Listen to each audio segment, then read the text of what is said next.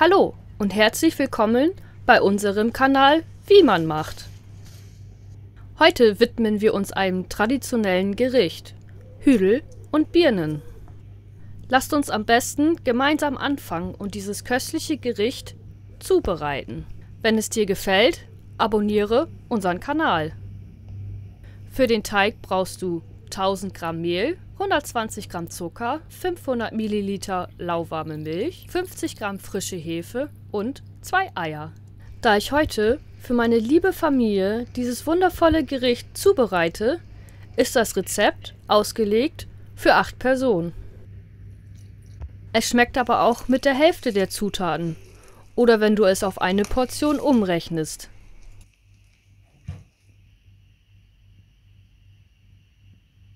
Ich benutze keine Küchenmaschine, um den Teig zu kneten. Ich bin stark genug, das aus eigener Kraft zu schaffen. Einen Teig zu kneten trainiert die Muskeln der Finger, verbessert die Durchblutung und stärkt Gelenke und Sehnen. Ich arbeite mit dem Teig auf der Arbeitsplatte weiter. Dieser Arbeitsschritt sollte nun etwa 10 Minuten andauern. Hast du schon mal einen Hefeteig gemacht? Ansonsten würde ich mich freuen, wenn dieses Rezept dein erster Versuch wird.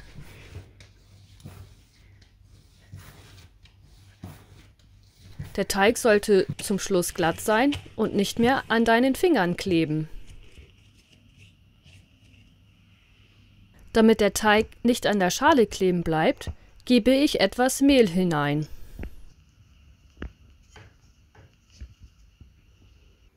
Der Hefeteig kommt jetzt an einen warmen Ort. Hefe ist sehr empfindlich. Sie mag es zwar warm, aber nicht heiß. Die optimale Temperatur liegt unter 40 Grad.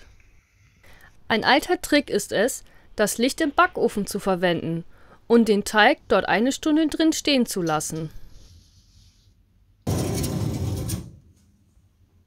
In der Zwischenzeit haben wir jetzt eine Stunde Zeit, uns um die Birnen zu kümmern. 2 Kilo Birnen müssen entkernt werden. Wenn du dich beeilst, wird das natürlich keine Stunde dauern und du hast Zeit, dich zu entspannen. Entferne das Kerngehäuse und viertel die Birnen. Birnen enthalten gute Ballaststoffe, die die Verdauung fördern und zur allgemeinen Darmgesundheit beitragen. Studien legen nahe, dass der regelmäßige Verzehr von Birnen das Risiko bestimmter Krebsarten verringert. Birnen enthalten Nährstoffe wie Calcium, Kalium und Magnesium, die zur Erhaltung gesunder Knochen beitragen. Birnen senken den Cholesterinspiegel und schützen die Blutgefäße. Man kann also gar nicht genug davon essen. Ich empfehle dir regelmäßig den Griff zur Birne. Die Birnen werden mit Wasser bedeckt. Der Topf wird nun auf den Herd gestellt und auf höchster Stufe zum Kochen gebracht.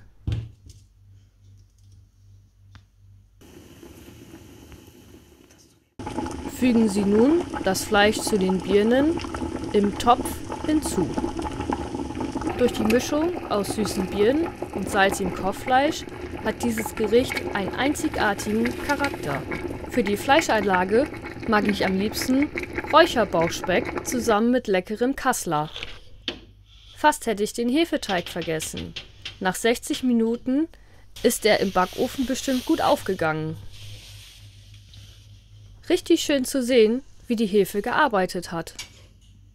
Der Hüdel gart dabei im Wasserdampf und nimmt den Geschmack der Birnen und des Bauchspeckes auf.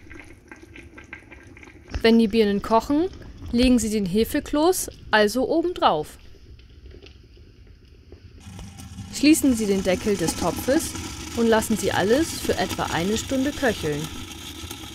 Eine Stunde später ist der Hefekloß durchgegart, die Birnen sind zart und das Fleisch ist gekocht. Hüdel bedeutet so etwas wie Hefekloß und jedes Kind bei uns im Dorf weiß ganz genau, was das heißt. Meine Oma musste regelmäßig dieses Gericht kochen, weil wir nicht genug davon bekommen konnten.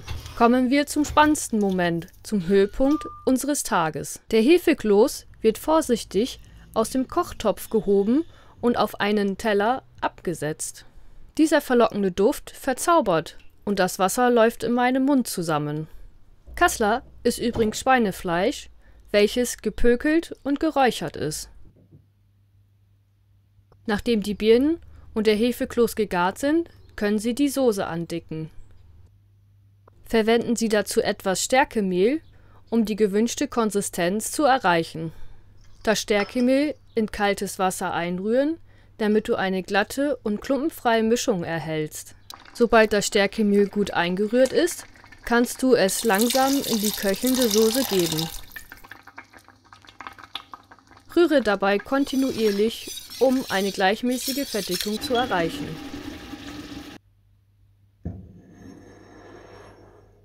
Die Stärke im Stärkemehl bindet die Flüssigkeit und sorgt dafür, dass die Soße eine angenehme Dicke bekommt.